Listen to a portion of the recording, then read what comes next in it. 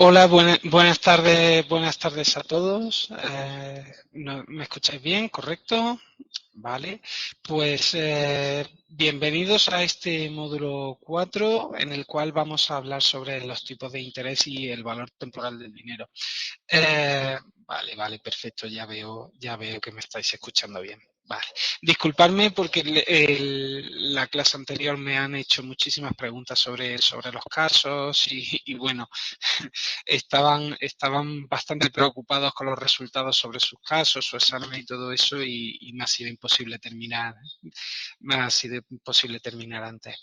Muy bien, pues este módulo imagino bueno, que todos vosotros tendréis cierta formación en el ámbito de la economía, en el ámbito de la empresa, por lo tal, y imagino que será un módulo que más bien venga a refrescar los conocimientos que ya tenéis. No sé si alguno de vosotros viene de algún grado, de alguna carrera en la cual no haya tenido contacto con el valor temporal del dinero y el tipo de interés.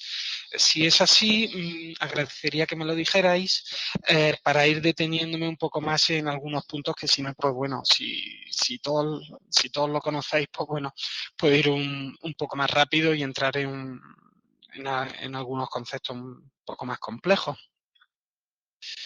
No estoy viendo nada, por lo cual pues me imagino que... Ah, vale, Mercedes, muy bien, muy bien. Que vaya un poco con más detenimiento, genial. Pues mira, lo que voy a hacer es hacer una pequeña entradilla para situarse el por qué este módulo es fundamental. A mi gusto es de los módulos más importantes que veréis en todo vuestro máster. ¿Por qué? Pues porque al final las finanzas lo que tienen es la finalidad de permitir elaborar una serie de información que te permita tomar unas decisiones de carácter económico. Entonces, para esta toma de decisiones es fundamental eh, realizar comparaciones, porque claro, tú cuando quieres invertir no tienes recursos ilimitados, salvo que seas algún jeque árabe o algún multimillonario ruso, normalmente los recursos son limitados. Entonces, claro, es fundamental el realizar un análisis de todas las inversiones que se van a realizar. En el ámbito de las finanzas continuamente estamos realizando valoraciones, por ejemplo, unas previsiones a cómo estará una empresa, cómo estará un proyecto dentro de 3 años, dentro de 5 años. Estamos continuamente intentando predecir el futuro y estamos continuamente viendo qué es lo que está ocurriendo en el presente y si se desvía mucho de lo que se esperaba que existiera en el presente o no. Por ejemplo, hace unos, creo que fueron hace unos 3 meses, cuando Inditex, que es una empresa que todos la conoceréis, es una empresa pues, muy buena, una de las mejores empresas a nivel mundial, líder mundial en el sector del textil y todo esto, pues presentaba una cuenta de resultados bastante buena y mejoraba su beneficio, distribuía un mayor beneficio al accionista y pese a eso veíamos que a la presentación de los resultados de la empresa las acciones de Inditex caían. ¿Y esto a qué se debe? Pues se debe sencillamente a que la gente, los inversores, el mercado en general, esperaba que Inditex hubiera tenido mejores resultados. Entonces, eh, el valor que tenía la acción en el mercado respondía a una serie de expectativas, a una serie de esperanzas. En el momento en el que la empresa, pese a presentar unos buenos resultados, no obtiene los resultados que se esperaban, pues lo que nos encontramos es que se ha defraudado a las expectativas que existían en el mercado sobre Inditex y por lo tanto la acción baja, la cotización baja. Por lo tanto, fijaros lo importante que es el ámbito de la predicción, del análisis de una inversión, de ver cómo estará dentro de un año, dentro de 2, dentro de 5 años. Entonces, en finanzas, continuamente estamos hablando de dinero, estamos hablando a nivel económico y estamos hablando de tiempo. ¿Por qué? Pues porque normalmente las rentabilidades se obtienen a lo largo del tiempo. Eh, lo habitual no es un proyecto que solamente me devuelve el dinero en una vez. El dinero lo va devolviendo poco a poco. No existe una empresa en la cual tú hagas una inversión y dentro de 10 años recoge un único cobro, sino que continuamente estás pagando una serie de facturas, recibiendo una serie de facturas, recibiendo los importes de estas facturas que tú has, de productos que tú has vendido, de servicios que tú has ofrecido al cliente. Entonces, estamos continuamente en un continuo movimiento económico. Este continuo movimiento económico a lo largo del tiempo tiene el problema de que no es comparable. Una unidad monetaria tiene un valor para un momento concreto, para un momento determinado. Entonces, en cuanto nos encontramos con proyectos, con empresas que estamos analizando, comparándola a lo mejor con su situación hace 5 años, con su situación hace 5 meses, o lo que esperamos dentro de un año, dentro de 5, fijaros cómo nos estamos continuamente moviendo en el horizonte temporal. Entonces, claro, este movimiento en el horizonte temporal exige para poder comparar el dinero en el tiempo, exige que hagamos un proceso de homogeneización. ¿Por qué? Pues porque un euro de hoy no vale lo mismo que un euro de dentro de 10 años. Y un euro de hoy no vale lo mismo que un euro de hace 10 años. Entonces, para que sean comparables, porque claro, ahora mismo te digo, pues no es lo mismo, pero claro, no es lo mismo. ¿Pero existe una forma de cuantificarlo? Sí, claro que existe. Existe una forma de cuantificar cuál es el valor de un euro de hace 10 años hoy y cuál es el valor hoy de un euro de dentro de 10 años. Entonces, lo que tenemos que hacer es, siempre que hablamos de proyectos, siempre que hablamos de empresas, crear un momento concreto, un momento en el cual vamos a realizar el análisis. Si recordáis, cuando hablábamos de los balances, era la foto fija de la situación económico, financiera y patrimonial de una empresa. Es una foto fija, es para un momento determinado, para el día 31 de diciembre normalmente. El balance refleja la situación ese día, pero el balance no tiene por qué coincidir con el balance a día 31 de enero o del mes siguiente, o no tiene por qué ser lo mismo que el balance a día 31 de enero del año anterior. Entonces, claro, este continuo movimiento en el tiempo te obliga a crear un momento de referencia en el cual todos los distintos flujos económicos que se van produciendo, todos los ingresos, todas las ganancias, pasadas, futuras, se lleven a un momento concreto. Una vez que lo tienes todo en un único momento, sí que se puede comparar las distintas unidades monetarias. Esto es fundamental, por ejemplo, para la valoración o para la selección de inversiones. ¿Por qué? Pues porque si tenemos un proyecto que tenemos que analizar, que tenemos un capital, queremos realizar una inversión, entonces tenemos que elegir entre distintas posibilidades. ¿Qué ocurre? Pues analizar diferentes proyectos, imaginaros invertir en una empresa industrial, invertir en comprando bonos del Estado o invertir en una escuela, son 3 proyectos diferentes, cada uno tendrá una serie de flujos de caja a lo largo del tiempo, unos requerirán más inversiones, otros menos, en este caso, en este ejemplo, son 3 proyectos totalmente diferentes. Lo único que permite compararlos es estudiarlos a nivel económico.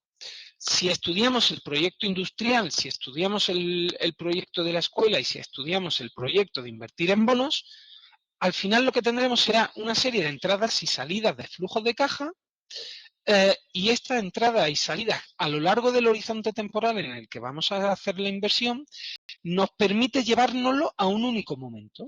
Entonces, proyectos que son diferentes gracias a hablar en economía, gracias a hablar en términos monetarios, nos permite comparar distintos flujos de caja, pero estos flujos de caja no son comparables cada uno en su momento o de forma global, sino que todos ellos deben de ser llevados a un único momento, el que nosotros queramos.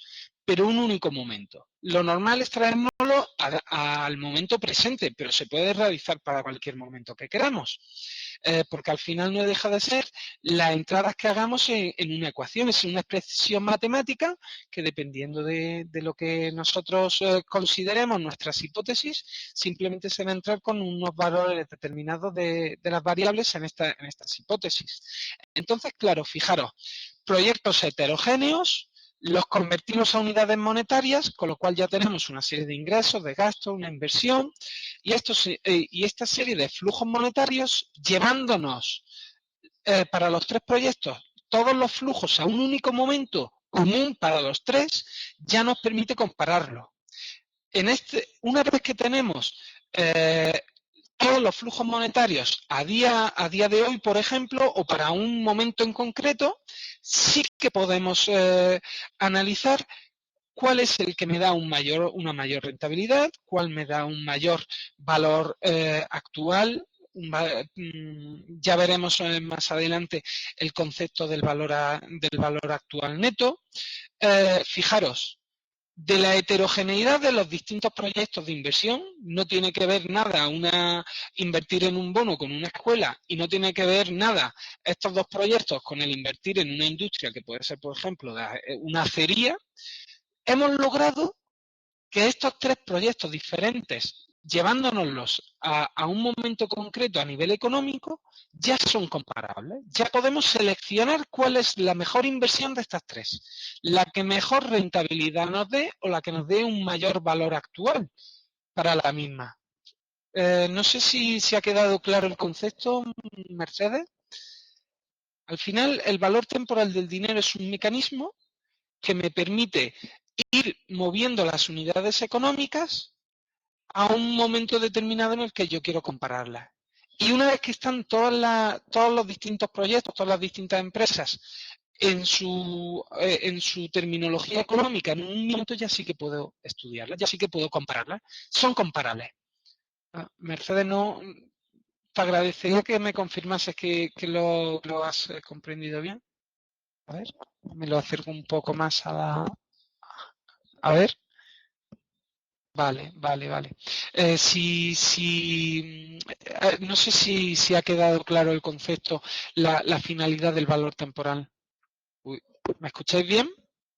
Vale, genial. Muy bien, pues una vez hecha esta introducción, lo que vamos a hacer será ya meternos directamente, analizar el por qué tiene importancia el concepto del valor temporal y posteriormente el tipo de interés. Pues el tipo de interés, ya estoy viendo, puede ser simple o compuesto, lo veremos con mayor detenimiento a posteriori. Claro, fijaros, el valor temporal nos permite llevárnoslo, nos permite homogeneizar cosas que en principio no eran comparables, nos permite compararlas. Las distintas peculiaridades de cada proyecto las hemos convertido en dinero, y ese dinero, al homogeneizarlo trayéndolo a una fecha en concreto, ya nos permite compararlo entre sí. Al mismo tiempo, es importante que tengamos en cuenta el concepto del tiempo como riesgo. El tiempo que yo tardo en recoger el rendimiento de una inversión, por definición, será riesgo. Es un concepto muy importante que todos debéis de tener en cuenta. El tiempo es el riesgo, siempre. Mientras el dinero no es líquido, mientras el dinero no está en mi bolsillo, cuanto más tiempo esté fuera, mayor incertidumbre hay de que lo cobre, mayor incertidumbre hay de que cambien los tipos de interés, mayor incertidumbre existe de que haya realizado bien las cuentas, y por tanto todas estas sumas de pequeña incertidumbre serán el riesgo que finalmente tenga mi inversión. Será una pequeña aproximación del riesgo de la inversión. Entonces es fundamental habituarnos a trabajar con el tiempo, comprender dónde residen los riesgos que están en el tiempo, y conocer bien todos estos mecanismos que me permiten homogeneizar los distintos flujos monetarios que existen en los proyectos, en las empresas, y que nos permitirá en módulos posteriores analizar mejor las empresas, hacer un mejor análisis financiero, hacer un mejor análisis de los riesgos y bueno, en general es la clave es básico para cualquier módulo, futuro en finanzas. Fijaros, el concepto del valor temporal del dinero. El valor temporal del dinero, una forma de aproximarnos a él es el coste de oportunidad de no recibir los intereses o no recibir una rentabilidad por una inversión comparable a la que se está realizando. Claro, si yo realizo una serie de inversiones en la cual yo no recibo intereses, el tiempo va pasando, mi dinero está en riesgo y yo no estoy recibiendo intereses que me compensen por no disponer de esta unidad monetaria. Es clave, por lo tanto, en el concepto del valor temporal del dinero, la necesidad de los intereses. Si no dispongo de una tasa de interés que me permita resarcirme del riesgo, fijaros, tiempo es igual a riesgo y riesgo es igual a interés. Siempre vamos a seguir el mismo razonamiento, siempre vamos a seguir el mismo mecanismo.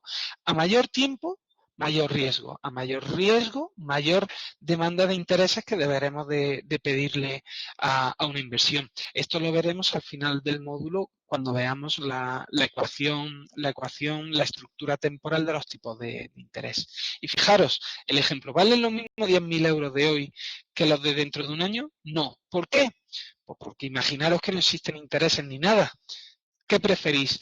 ¿Recibir 10.000 euros hoy o recibir los 10.000 euros dentro de un año, dentro de 10 años? Pues lógicamente lo queremos hoy, porque dentro de un año lo mismo estoy muerto, dentro de un año lo mismo la persona que me iba a dar este dinero ya no está o no está en condiciones de devolverme el dinero, ha tenido un problema de solvencia.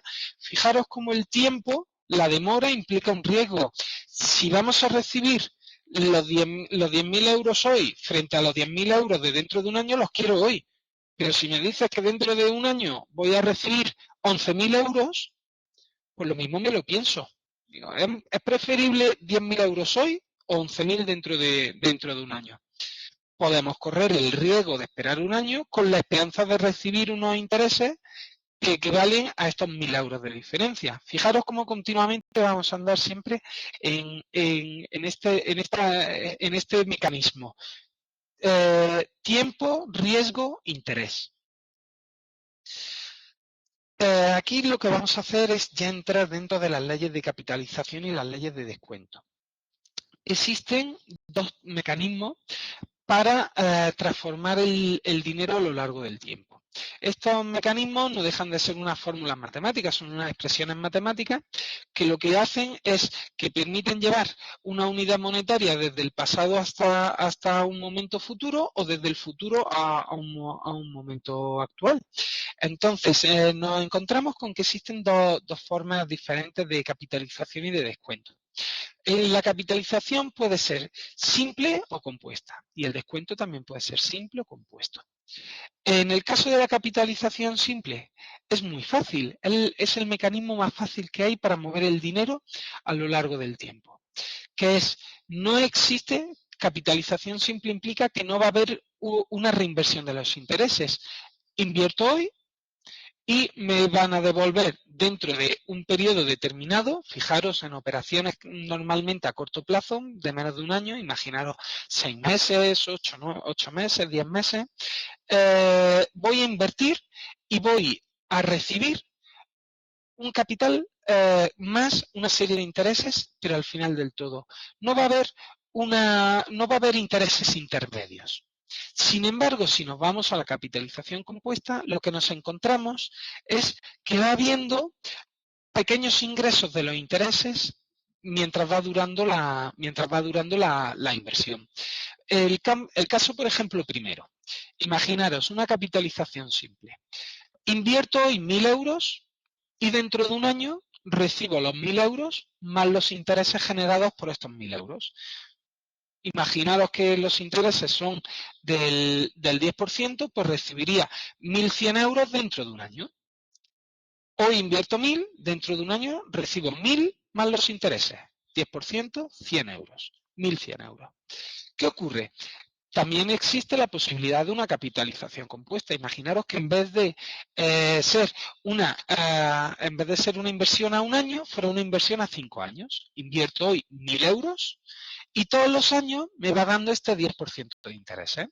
Entonces, ¿qué ocurre? Después del primer año, yo me encontraría con que mis 1.000 euros se han transformado, como en el ejemplo anterior, en 1.100. Ha pasado un periodo de un año, mi tipo de interés era del 10%, con lo cual me encuentro con 1.100 euros. ¿Pero qué ocurre? Como mi inversión es a 5 años, lo que hago es que para el periodo 2, lo que hago ya no es invertir 1.000 euros, como ocurría al principio, sino que invierto 1.000 más los 100 que me han generado los intereses. En este caso sería la inversión de 1.100 euros a un 10% durante ese año. Sería 1.100 euros de inversión y cuando termina el segundo año, lo que tengo es los 1.100 euros invertidos al origen del periodo, más 110 euros generados como el 10% de intereses de este periodo. Con lo cual ya mi capital ya se ha convertido, fijaros, en el momento de invertir eran 1.000, al final del primer periodo eran 1.100, al final del segundo periodo se han convertido en 1.210.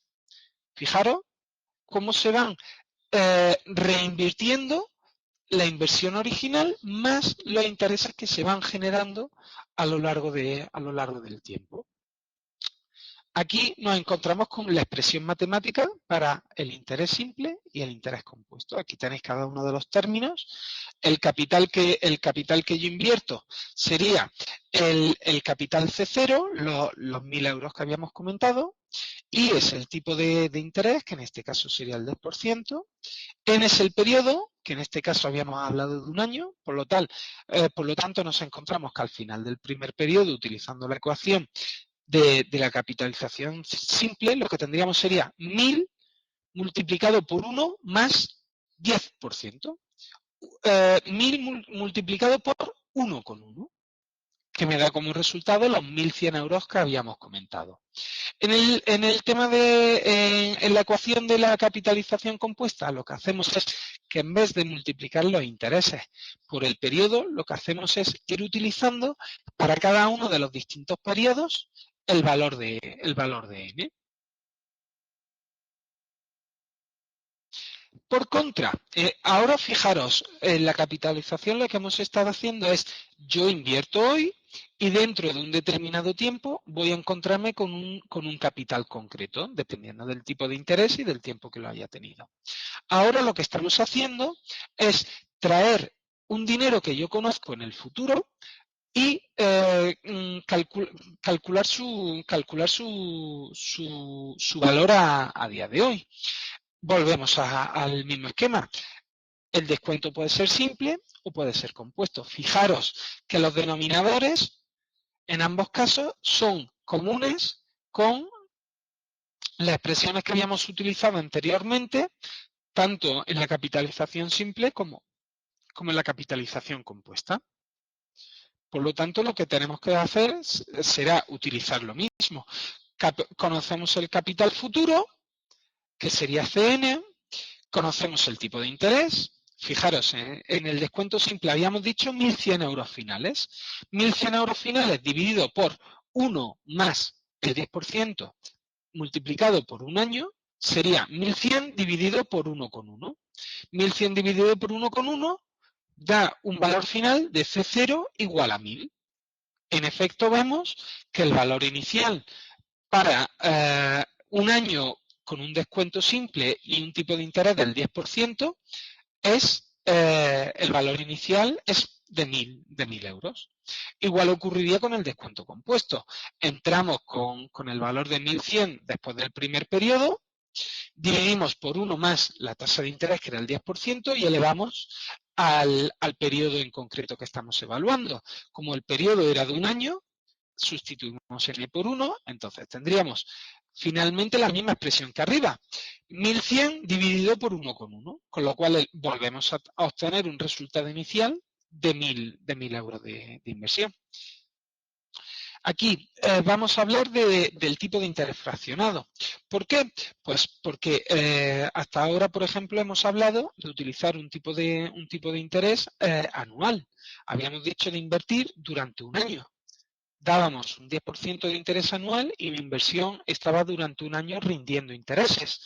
Eh, Esto no siempre es así, existen inversiones a un mes, a 3 meses, a 7, a 9. Entonces, dependiendo de las necesidades que tengamos en nuestro caso, lo que haremos será utilizar estas dos expresiones. Para el tipo de interés simple, lo que haremos que el interés que nosotros tengamos, el IK sería el interés mensual, sería la tasa de interés anual dividida por el número de meses en el cual nosotros vamos a estar invirtiendo. En el caso en el que hablemos de un descuento compuesto o, o de una capitalización, pues simplemente tendríamos que utilizar esta expresión. Nuevamente, I sería el tipo de interés y M sería el número de meses en los cuales vamos a tener nuestra inversión rindiendo intereses.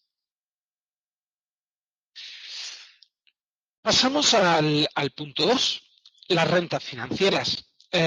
Vemos que en una inversión normalmente no existe un único pago, sino que existen múltiples pagos. Su forma de llamarla, su definición es renta financiera. Y una renta financiera se define como el conjunto de capitales que tienen una serie de vencimientos equidistantes a lo largo del tiempo. Claro, es lo que os comentaba al principio. Un proyecto de inversión o la inversión, por ejemplo, en un bono, en una acción, que son cosas más asequibles. Vayámonos al caso de la renta fija de un bono, porque es algo muy estructurado, muy regulado.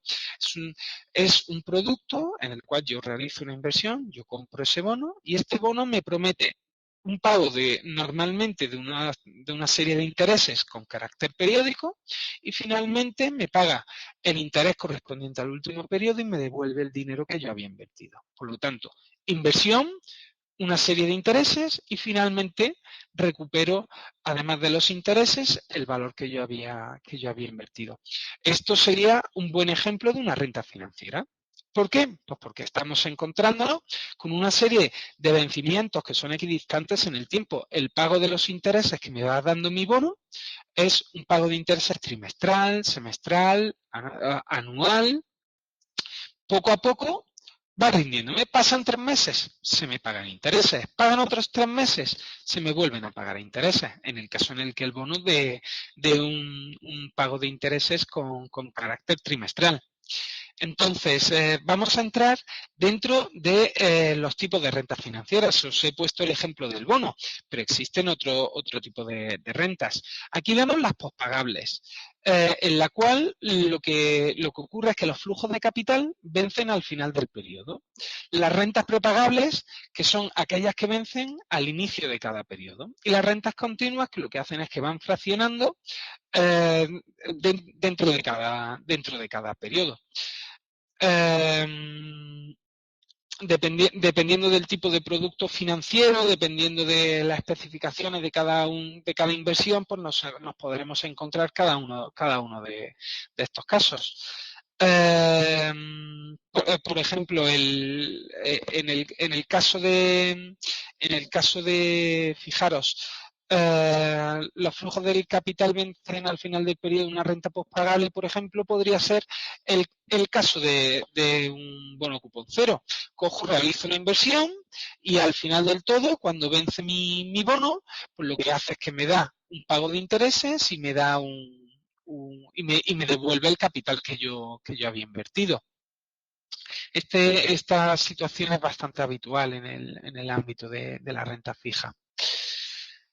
Dentro de las rentas pospagables, fijaros, el valor actual, aquí tenemos el primer ejemplo en el cual estamos calculando que el flujo de caja, el valor que nosotros hemos puesto que vamos a recibir en cada periodo, sería un valor unitario. Fijaros, el valor final que nosotros tendríamos sería eh, el flujo de caja unitario para este periodo. Fijaros cómo estamos teniendo en cuenta una capitalización compuesta, fijaros que es 1 más i elevado a n.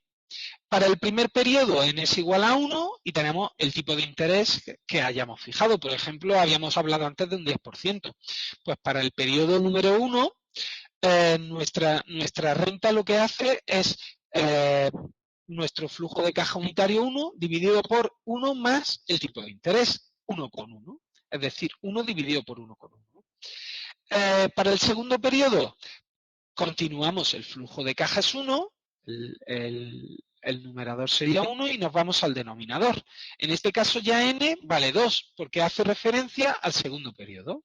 Fijaros, segundo periodo, esto sería el primer periodo, esto sería el periodo enésimo, el n menos i contraria a 2, y fijaros con este tipo de descuento de forma compuesta, simplemente lo que tenemos que hacer para cada uno de los periodos que estamos teniendo en cuenta, dividir el flujo de caja, que era 1, por la ecuación que habíamos comentado antes.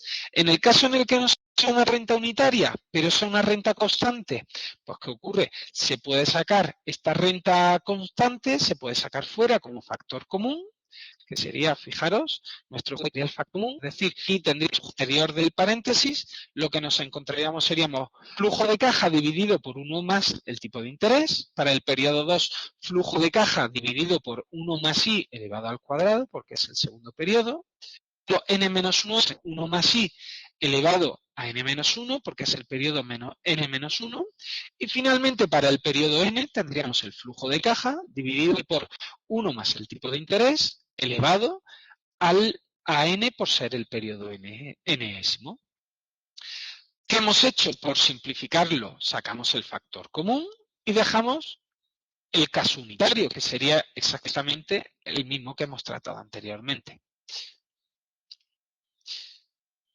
Y esto de aquí, la expresión que podéis ver aquí abajo, flujo de caja multiplicado a 1 menos 1 más i elevado a menos n dividido por el tipo de interés, sería una forma de expresar esta misma ecuación. Fijaros, esta expresión y esta son equivalentes. La expresión V0 segunda y la tercera de la diapositiva son equivalentes. La ecuación de abajo sería una forma de describir de forma resumida qué es lo que está ocurriendo arriba, sin necesidad de recurrir a poner cada uno de los distintos n periodos que existen.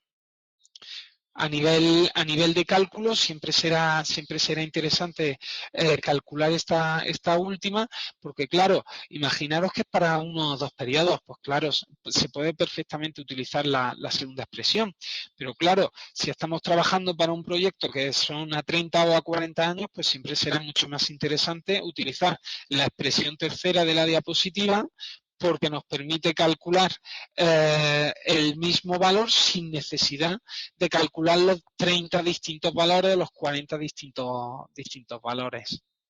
A nivel conceptual, en la mente debemos de tener la primera y la segunda expresión, pero a nivel de cálculo, para simplificar, lo que tenemos que hacer será utilizar la tercera expresión. Fijaros, la renta postpagable sería este caso. Volvemos a poner el caso en el que el flujo de caja es 1. Pues aquí lo que nos encontramos sería que para el periodo 1 tendríamos 1 más el tipo de interés elevado a 1, para el periodo 2, 1 más el tipo de interés elevado a 2, y finalmente nos encontraríamos para el periodo n-1ésimo, 1 más el tipo de interés elevado a n-1. En el caso en el que la renta no sea unitaria, pues volvemos a repetir lo mismo que ocurrió antes. El flujo de caja, que es constante, se puede sacar como factor común de todos los distintos periodos. Por lo tanto, lo que podemos hacer es, se saca fuera y nos volvemos a encontrar con la misma expresión que si fuera un flujo de caja unitario. Y la tercera expresión, al igual que habíamos comentado antes, las rentas prepagables, lo que ocurre es que tendremos una expresión resumida a utilizar de cara al cálculo matemático. Por ejemplo, imaginaros una renta postpagable a 30 años, pues simplemente sustituyendo el N30 y el tipo de interés y el valor constante de los flujos de caja, ya tendríamos el valor de mi renta postpagable.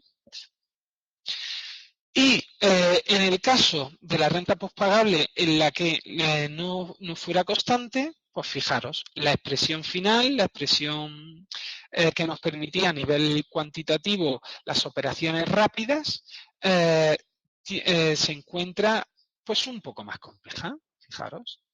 Lo que hace es utilizar una tasa de crecimiento F en la cual el flujo de caja se mantiene constante, fijaros en el término inicial, pero como estos flujos de caja van creciendo de forma constante, lo que hacemos será utilizar la expresión de F, en vez de decreciendo el valor de los flujos de caja, utilizarla tanto en el numerador como en el denominador para que se vaya decreciendo.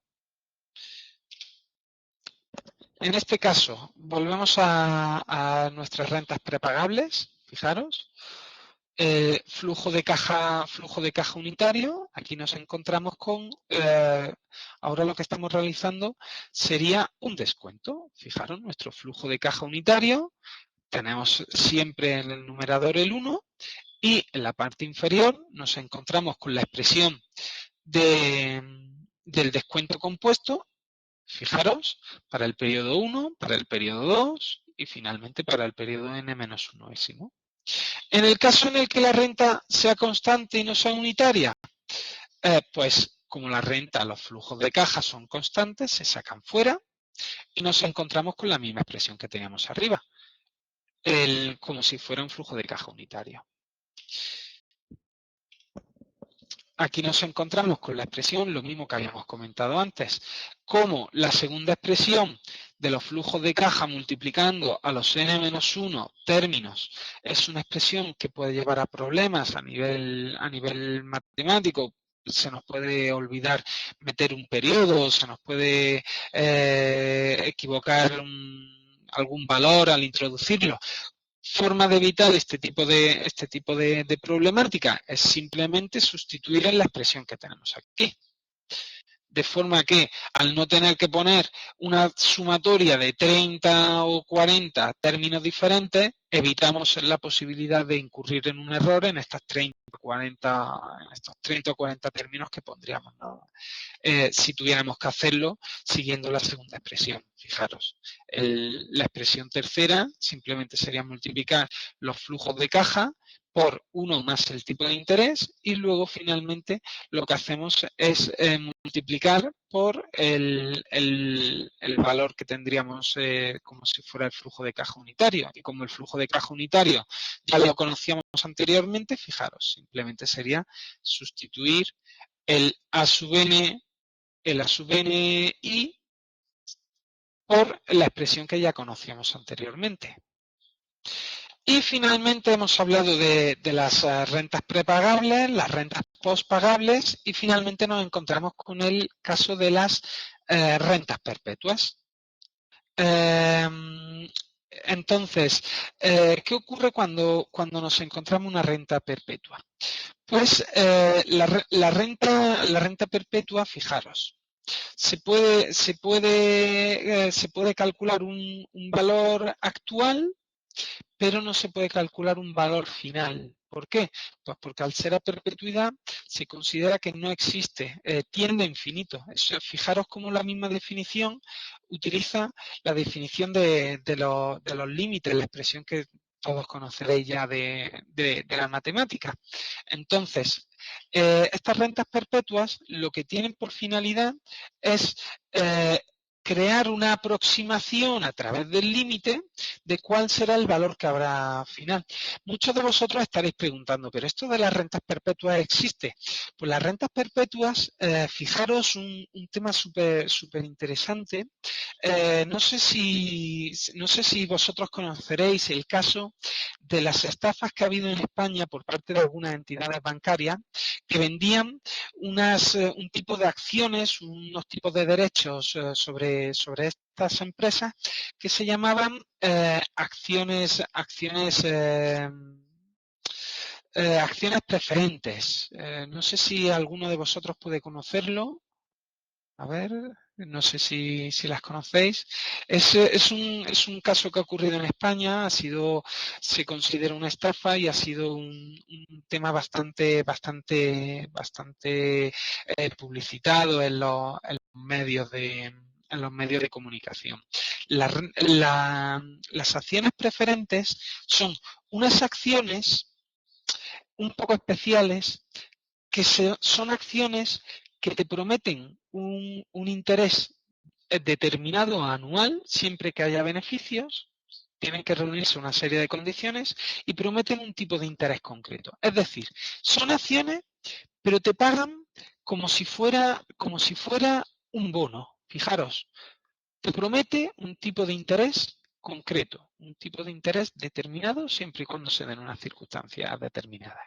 Entonces, esta acción, que es un poco mezcla entre acción y deuda, eh, es algo, es un contrato que se hace de forma perpetua.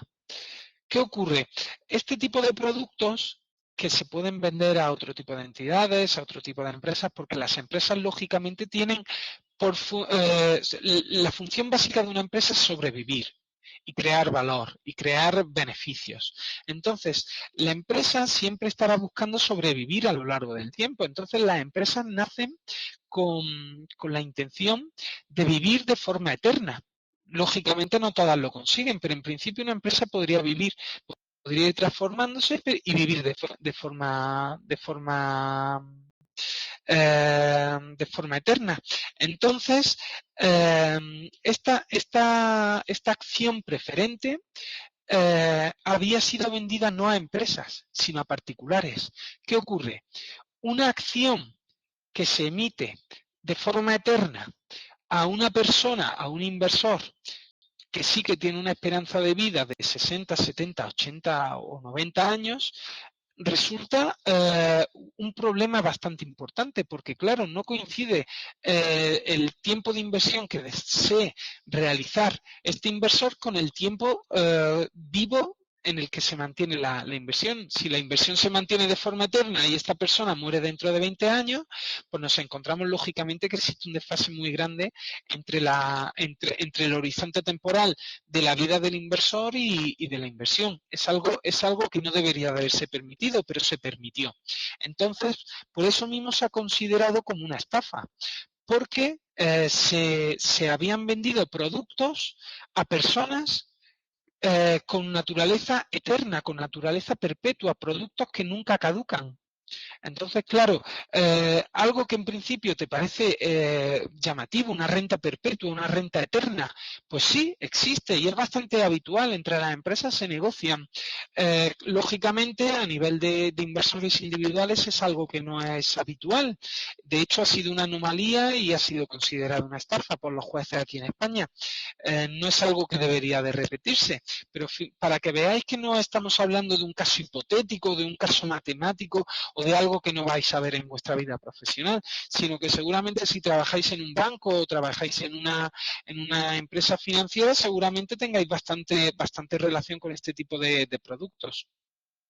Entonces, fijaros, al final nos encontramos con una serie de aproximaciones dependiendo de si la renta es postpagable o es prepagable. Fijaros, la expresión el valor que tendrá será 1 dividido por el interés, 1 más i dividido por el interés nuevamente.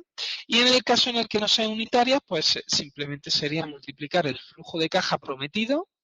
En el caso de la postpagable, tanto en el caso de la prepagable, cada uno sería simplemente multiplicar, fijaros, la expresión de la no unitaria prepagable coincide con la unitaria, pero multiplicando por el valor del flujo de caja. es muy sencillito, muy fácil. Normalmente lo complicado de la renta perpetua es el concepto de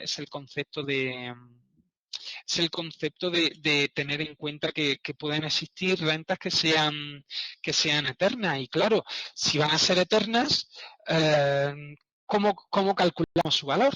¿Qué le calculamos? ¿Un valor a 30 años, a 50, a 100, a 200, a 500?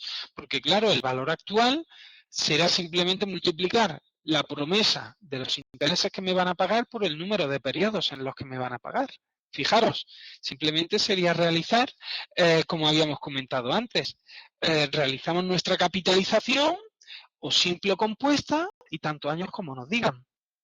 En este caso, fijaros cómo el problema de tener el infinito no nos permite utilizar la ley que habíamos explicado antes de capitalización, porque nuestro n tiende a infinito. Fijaros, al final tenemos que utilizar el límite cuando n tiende a infinito y, lógicamente, la resolución de este límite es esta expresión, tanto en un caso como en el otro, fijaros.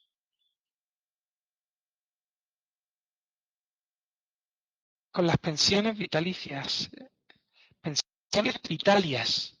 ¿Vitalias o vitalicias? José Albeiro, no. Tendría que verlo. Sí, vitalicias, vale. Pues las pensiones vitalicias, claro, fíjate el concepto que estamos relacionando, pensiones y vitalicias. Una pensión es algo que tú tienes derecho de cobro una vez que dejas un puesto o una vez que te jubilas. Habría que ver el tipo de pensión vitalicia a la que nos estamos refiriendo. Por ejemplo, un presidente de gobierno recibe una pensión vitalicia. Una vez que deja de ser presidente del gobierno, se considera que por los servicios prestados a la patria debe de cobrar un sueldo para mantener su nivel adquisitivo de forma eterna, ya mientras dure, mientras siga vivo este presidente. Fijaros, ¿qué ocurre? La pensión es algo que se empieza a cobrar a partir de un determinado momento, una vez que se cumplen un determinado requisito, en el caso del presidente del gobierno, una vez que deja de ser presidente, porque claro, imaginaros la situación en la que no existiera una pensión vitalicia.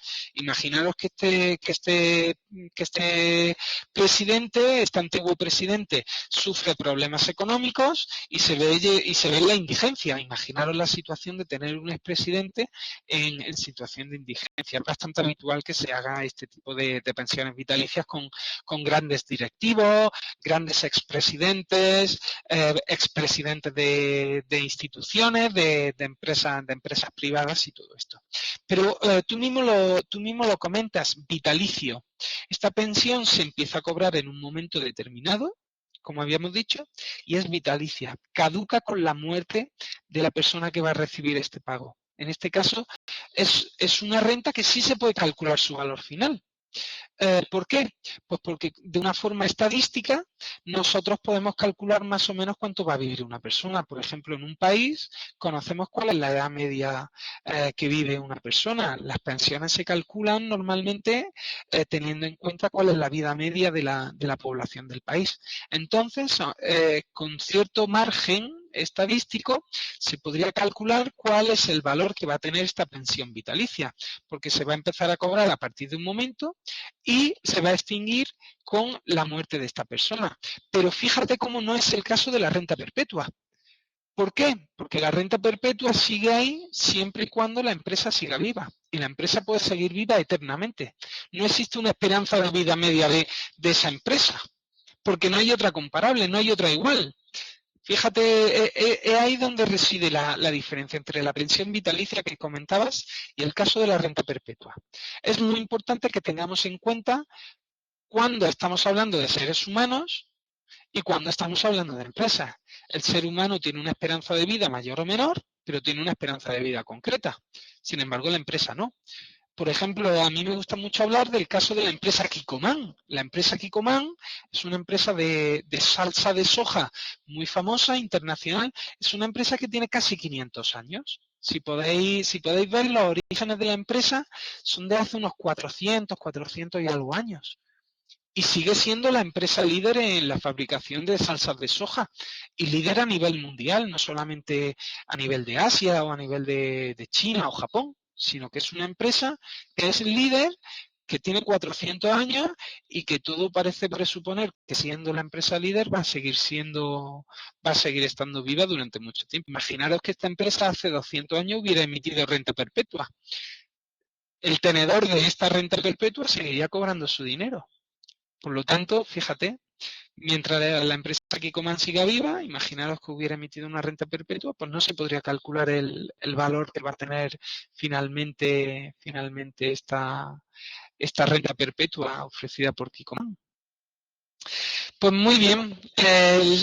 En el siguiente punto ya entraríamos en el riesgo de los tipos de interés. Ya cambiamos el chip, cambiamos de hablar del tiempo, cambiamos de hablar del movimiento que se produce en el tiempo cuando hablamos del valor temporal del dinero, la capitalización y el descuento, cómo podemos ir moviendo las distintas rentas según se vayan produciendo en el pasado, en el presente, en el futuro. Y ya empezaríamos a hablar de los tipos de interés, que sería otra de las claves que habíamos comentado. El tiempo, el riesgo y el tipo de interés. Con lo cual, os invito a que no faltéis en la próxima SPV y cualquier duda que podáis tener, pues me la hagáis llegar por correo.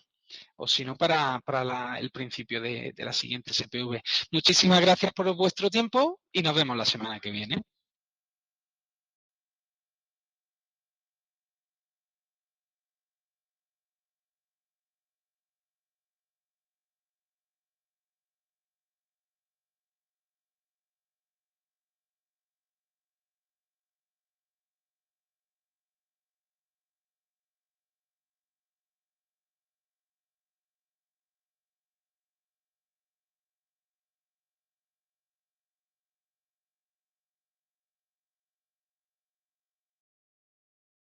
Person in this